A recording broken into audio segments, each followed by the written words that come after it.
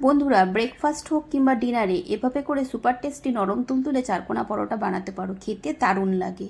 তো পরোটা বানানোর জন্য দেখো আমি এখানে বাটিতে নিয়ে নেব সবার প্রথমে সমান পরিমাণে আটা ও ময়দা।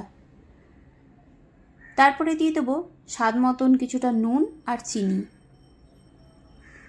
দিয়ে দেবো কিছুটা সাদা তেল, তেলের পরিমাণটা একটু বেশি করেই দেব। শুকনো উপকরণগুলোকে এবারে ভালোভাবে করে মিশিয়ে নেব।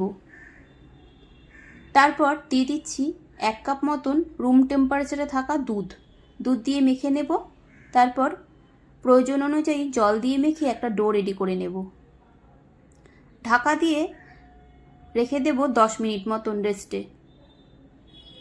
10 মিনিট পরে ঢাকাটা খুলে নিলাম। আবার একটু মেখে নিয়ে নিজের পছন্দ মতন দেখো লেচি কেটে নিয়েছি। এবার এখান থেকে একটা করে লেচি নিয়ে কিছুটা করে ময়দা ছড়িয়ে এভাবে করে বেলে নেব। দুদিকে দেখো ভাঁজ দিয়ে এদিকেও ভাঁজ দিলাম। তারপর আবার একটু ময়দা ছড়িয়ে চারকোনা পরোটা বেলে নেব। পরোটাগুলোকে ভাজার জন্য আমি গ্যাস ওভেনে একটা তাওয়া বসিয়ে দিয়েছি। পরোটাটা বেলা হয়ে গেছে, গরম তাওয়ার মধ্যে দিয়ে দিলাম। একটা দিক হালকা ভাজা হলে উল্টে নিচ্ছি।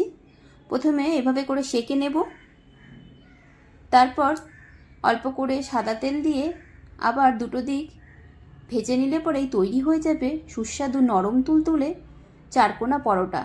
এভাবে করে পরোটা বানালে খেতেও যেমন সুস্বাদু হবে, তেমনই ঝটপট পরোটাগুলো তৈরিও হয়ে যাবে।